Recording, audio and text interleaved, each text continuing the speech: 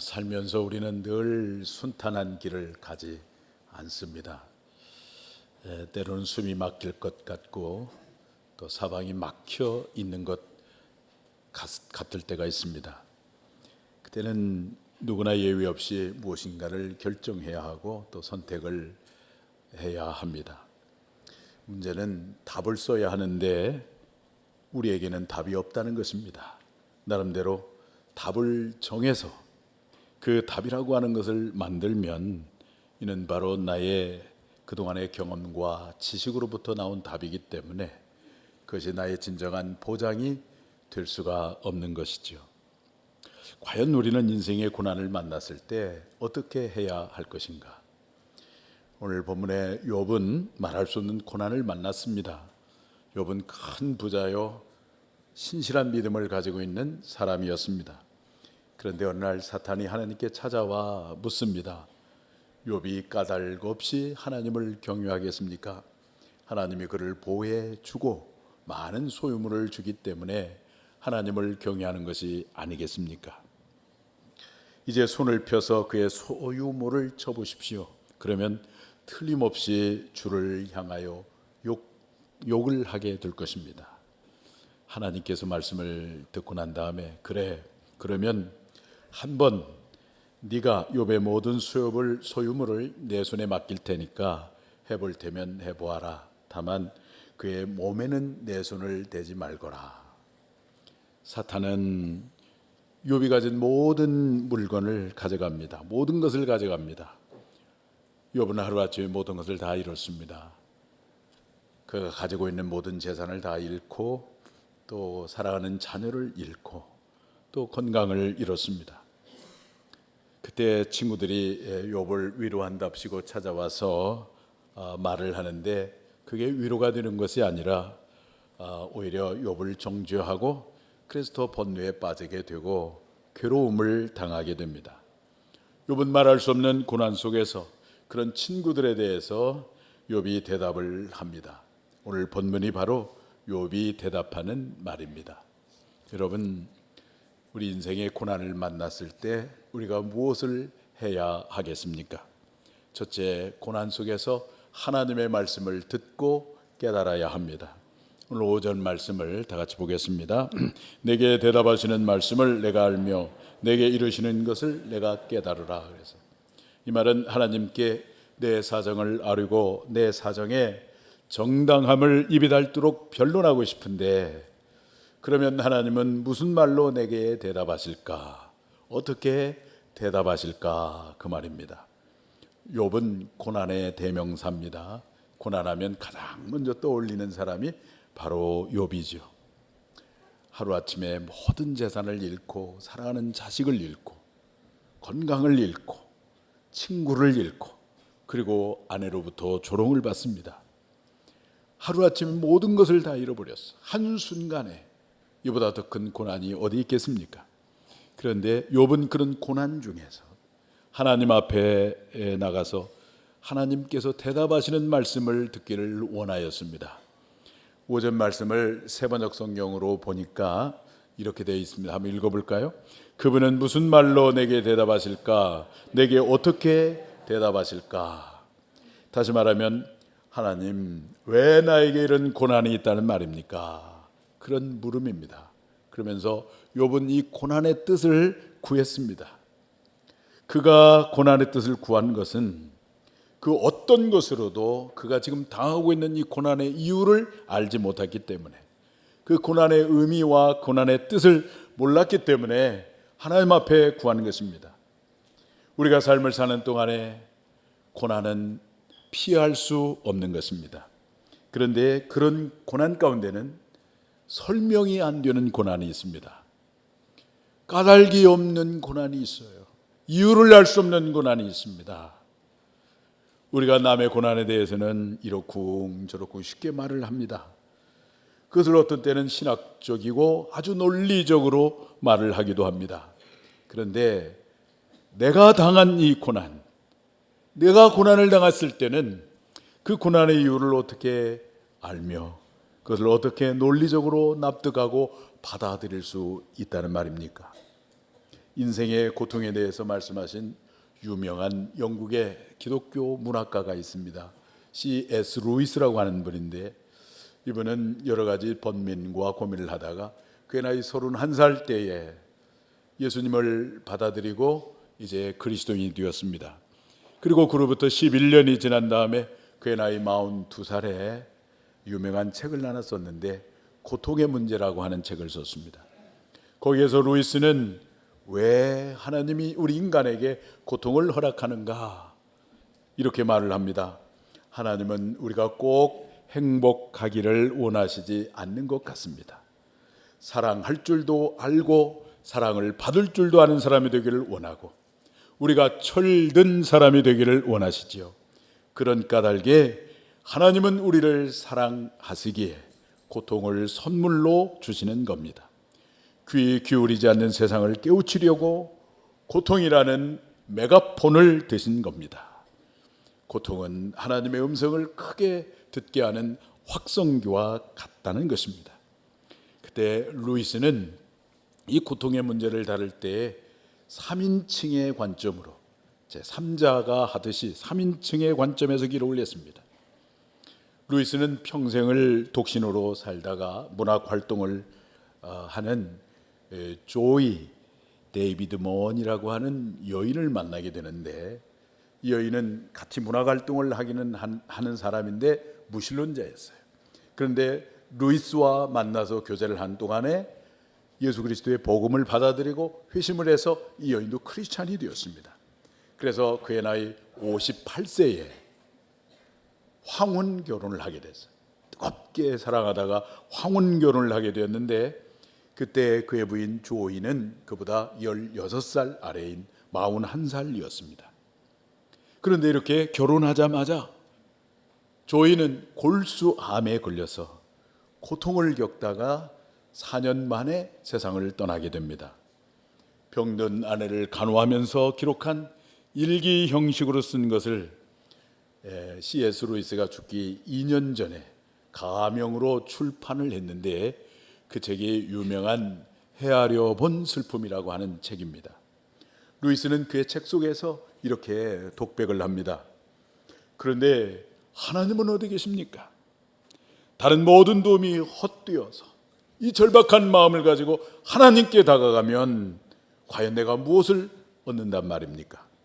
면전에서 꽝 하고 닫힌 문, 안에서 빗장을 지르고 또 지르는 소리, 그리고 나서 침묵, 돌아서는 게 더 낫다. 오래 기다릴수록 침묵만 뼈저리게 느낄 뿐 창문에는 불빛 한 점 없다. 빈집인지 노부른다. 누가 살고 있기나 했던가. 한때는 그렇게 보였다. 그때는 꼭 누가 있는 것처럼 보였으나 지금은 정말 빈집 같다. 지금 그분의 부재는 무엇을 의미하는가? 왜 그분은 우리가 번성할 때는 사령관처럼 군림하시다가 환난의 때에는 이토록 도움을 주시는데 인색하다는 말인가? 그가 당하는 이 고통을 루이스는 그렇게 토로했습니다.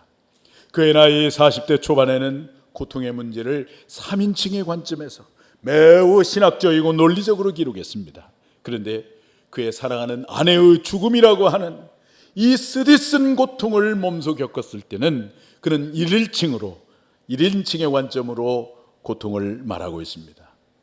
우리는 남의 고통에 대해서 많은 말을 할 수 있을지 모르지만 정작 그 고통이 나에게 다가오면 지금까지 고통에 대해서 내가 말을 했고 설교를 해왔던 이 모든 것을 과연 자신 있게 말을 할 수가 있다는 말입니까?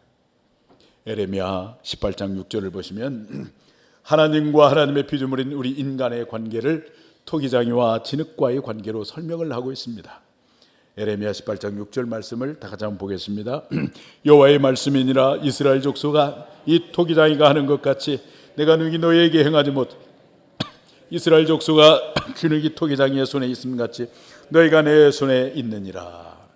진흙이 토기장이의 손에 있는 것 같이 우리 인간이 어디에 있느냐? 인간을 만드신 하나님의 주권에 있다는 것입니다. 그래서 참새 한 마리도 하나님의 허락이 없이는 떨어지지 않듯이 지금 내게 설명이 안 되고 납득이 안 되는 그 고통, 우리가 알 수가 없어요. 다른 거 알 수가 없어요. 그렇지만 분명한 한 가지는 그것도 어디에 있다는 것입니까? 주님의 주권 속에 있다는 것입니다. 보통 우리에게 닥친 고난은 몇 가지 이유가 있는데, 첫째는 죄와 욕심을 가지고 있을 때 하나님께서 그것을 깨우치고 징계하기 위해서 고통을 주실 때가 있습니다. 두 번째는 하나님의 영광을 위하여 고통을 줄 때가 있어요. 요한복음 9장에 보면 나면서 맹인이 있었어요. 나면서부터 맹인으로 태어난 사람이 있었는데 어느 날 제자가 질문을 합니다. 예수님, 저 사람이 맹인이 된 것이 저 사람의 죄 때문에 그렇습니까? 저 사람의 부모의 죄 때문에 그렇습니까? 그때 예수님이 이런 유명한 말씀을 하셨잖아요. 한번 읽어볼까요? 이 사람이나 그 부모의 죄로 인한 것이 아니라 그에게서 하나님이 하시는 일을 나타내고자 함이니라. 그에서 하나님이 하시고자 하는 일을 나타내고자 함이니라. 어떤 때는 하나님의 영광을 위하여 고통을 우리에게 허락할 때도 있다는 것입니다. 그리고 세 번째 고통이 있어요. 그 고통은 뭐냐면 까닭 없이 찾아오는 고통이 있어요. 이유를 알 수 없는 고통이 있어요. 이렇게 우리에게 닥친 여러 가지 고난이 있기 때문에 전도서 기자는 우리에게 말씀을 합니다. 전도서 7장 14절에 형통한 날에는 기뻐하고 곤고한 날에는 뒤돌아 보아라, 이렇게 말씀을 하고 있습니다. 고난을 만났을 때 돌아보는 거예요. 왜 고난이 있는가?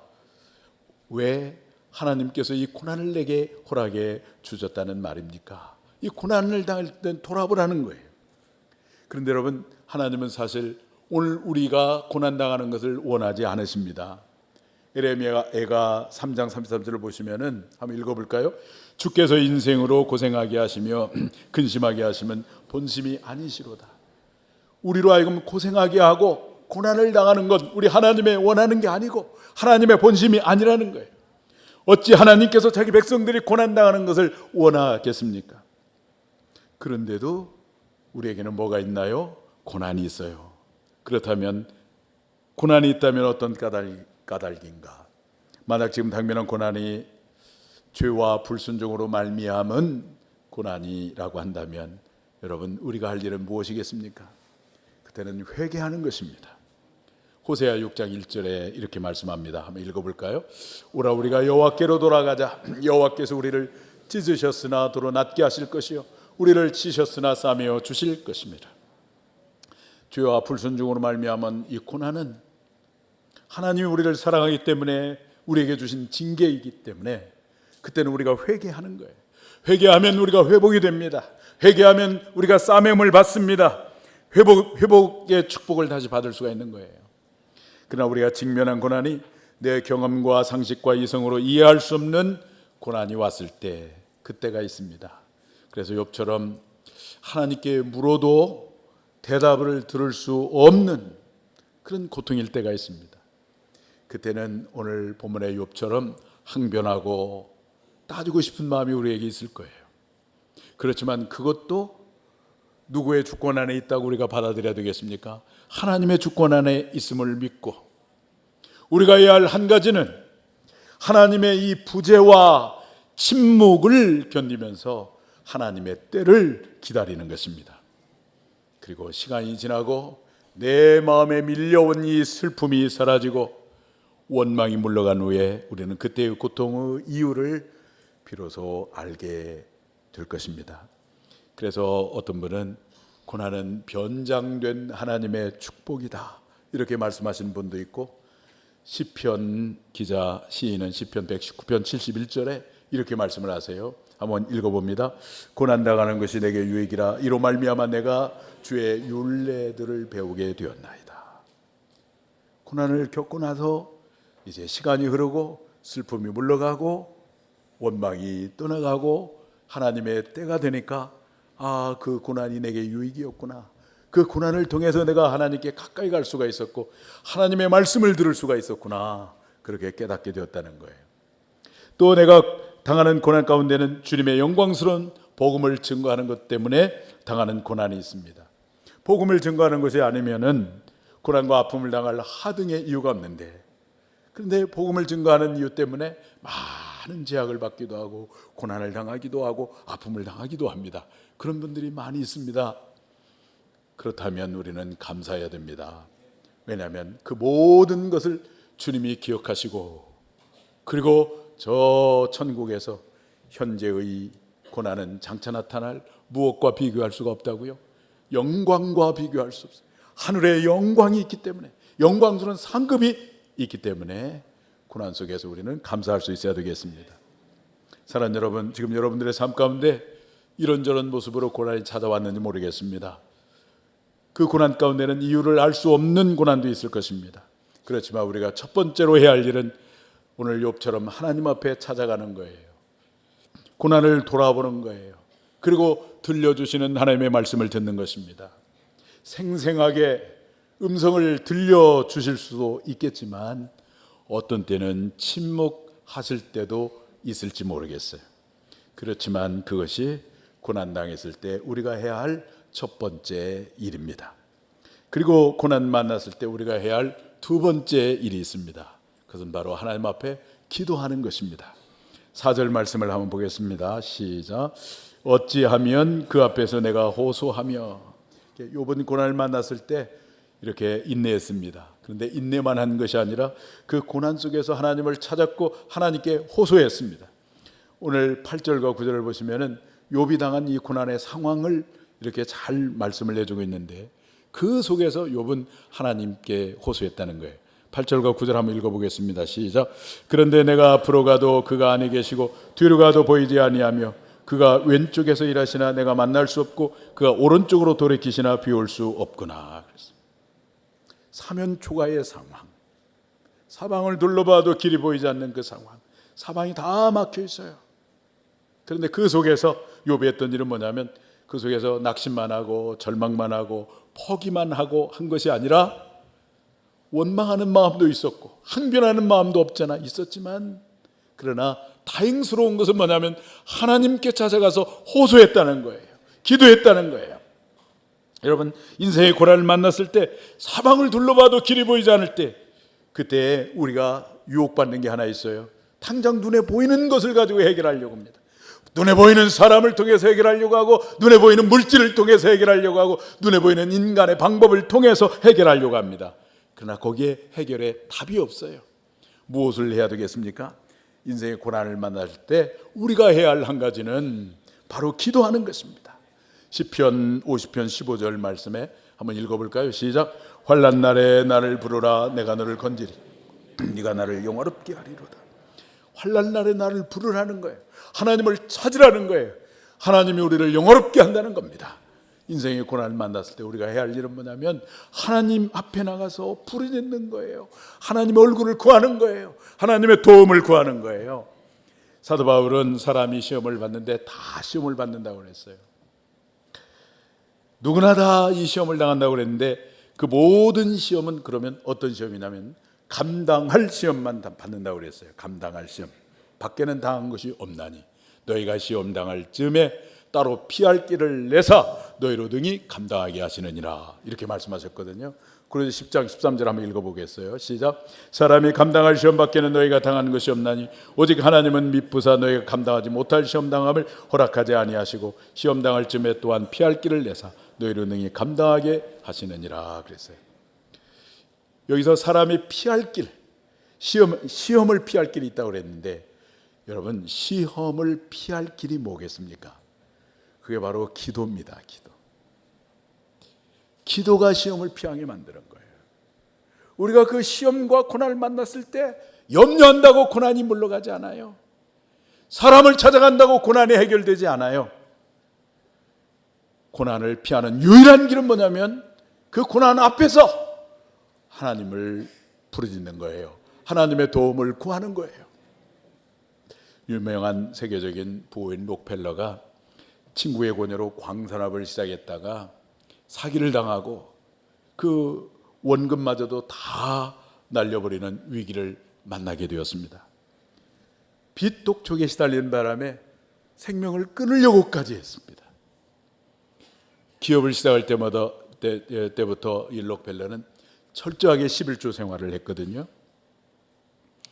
그런데 모든 것을 다 잃어버렸어요. 철저하게 하나님을 경외하고 11조 생활을 하고 믿음으로 살았는데 그 사업 때문에 모든 걸 다 잃어버렸어요. 완전히 인생의 저 밑바닥까지 내려갔어요. 그 벼랑 끝에 갔습니다. 그런데 거기서 록펠러가 뭘 했냐면은 통곡하며 그 폐광에서 주저앉으며 하나님 앞에 기도를 했다는 거예요. 하나님, 하나님의 말씀은 1.1획도 틀림이 없음을 저는 믿습니다. 지금까지 저는 온전한 11조를 드려왔습니다. 그런데 왜 하나님 나에게 이 시련을 주시는 것입니까? 하나님 살아계심을 내게 보여주시옵소서. 그렇게 간절히 기도를 했는데 그때 마음속 깊은 곳으로부터 들려오는 위로의 음성이 들려왔습니다. 때가 되면 열매를 거두리라. 깊이 파라. 더 깊이 파라. 때가 되면 열매를 거두리라. 더 깊이 파라. 록펠러는 이 말씀을 믿고 폐광을 더 깊이 파기 시작을 했습니다. 그랬더니 사람들이 이 록펠러를 가리키면서 제정신이 아니라고, 미쳤다고 막 그렇게 수군거렸습니다. 그렇지만 하나님의 음성에 순종해서 깊이 파고 들어가는데 갑자기 황금 대신에 검은 물이 분수처럼 공중으로 솟구쳤습니다. 그 검은 물이 바로 석유였습니다. 그 유전으로 그는 일약 거부가 되었습니다. 감당할 수 없는 시험을 만났지만은 그 무거운 시험 가운데서 엎드려 기도했을 때 하나님은 그가 알지 못하는 비밀한 것을 보여주므로 시험을 이길 수 있었던 것입니다. 여러분, 기도가 시험을 이기게 합니다. 그리고 기도가 우리의 새로운 하나님이 예비하신 길이 되는 것입니다. 사랑하는 여러분, 인생의 고난을 만났을 때, 환난을 만났을 때 기도하시기를 바랍니다. 그것이 여러분 인생의 벼랑 끝이라도 거기서 낙심하지 마시고 기도하시기를 바랍니다. 기도한 후에 나를 향하신 하나님의 생각이 재앙이 아니고 평안이고 미래의 희망이구나 하는 것을 경험하게 될 것입니다. 고난을 만났을 때 우리가 어떻게 해야 될까요? 첫째는 고난 속에서 하나님의 말씀을 듣고 깨달아야 됩니다. 둘째는 고난을 만났을 때 기도해야 합니다. 세 번째, 고난 후에 더 귀하게 쓰임받을 것을 믿어야 합니다. 10절 말씀 한번 읽어보겠어요. 시작. 그러나 내가 가는 길을 그가 아시나니 그가 나를 단련하신 후에는 내가 순금같이 되어 나오리라. 욥기의 핵심 구절은 그러나입니다. 그러나 욥이 고난을 이겨낸 결정적인 이유가 뭐냐면 고난이 지난 다음에 결말이 좋을 것을 욥은 확신했어요. 그 확신 때문에 고난을 이길 수가 있었고 견딜 수가 있었다는 것입니다. 오늘 이 10절 말씀을 자세히 보면 거기 세 가지 중요한 내용이 나와 있는데, 첫째는 뭐냐면 하나님이 나의 길을 아신다는 거예요. 그걸 욥이 확신했어요. 나는 지금 몰라요. 나는 머릿돌 숫자도 모르고, 근데 우리 하나님 머릿돌 숫자도 다 아세요. 나는 미래가 어떻게 될지 몰라요. 2020년 10월 24일 날 뭐 교통사고가 날 거 그거 몰라요. 근데 우리 하나님은 나의 과거와 현재와 미래를 다 아시는 분이세요. 그가 나의 길을 아시나니, 나의 길을 아시는 하나님을 확신했어요. 나는 모르지만 하나님은 아신다는 거예요. 그래서 결국 순금같이 나를 쓰신다는 거예요. 순금같이 나를 쓰신다. 근데 언제 쓰시느냐? 언제 쓰신다고요? 나를 단련하신 후에 쓰신다는 거예요. 그래서 성경을 보면 성경에 나오는 위대한 인물의 공통점은 뭐냐면 단련의 과정이 있었다는 거예요. 고통의 과정이 있었다는 거예요. 광야 학교 출신이에요. 공통점이 광야 학교 출신. 아브라함은 75세에 부르심을 받아서 100세까지 그 학교를 다녔습니다. 요셉은 13년 동안 감옥이라고 하는 광야 학교를 다녔습니다. 모세는 미디안 40년의 광야 학교를 다녔습니다. 다윗은 10대에 이스라엘 왕으로 기름 부음을 받았지만 바로 왕이 되지 못하고 사울에게 쫓겨다니는 10여 년의 세월의 광야 학교를 다녔습니다. 바울은 그가 회심한 다음에 아라비아에서 3년 동안 광야 생활을 했고 그의 삶 전체가 광야 학교였습니다. 예수님도 요단강의 세례를 받고 올라올 때 하나님의 아들로 공생애를 시작하기 전에 40일 동안 광야 학교를 거쳤습니다. 그리고 오늘 본문에 나오는 욥은 혹독한 광야 학교 출신입니다. 그런데 졸업한 다음에 총망받는 사람이 되었어요. 결말이 너무 좋았습니다. 그래서 야고보는 이러한 그 욥에 대해서 이렇게 말씀을 하고 있어요. 야고보서 5장 11절 말씀 한번 읽어보겠습니다. 시작.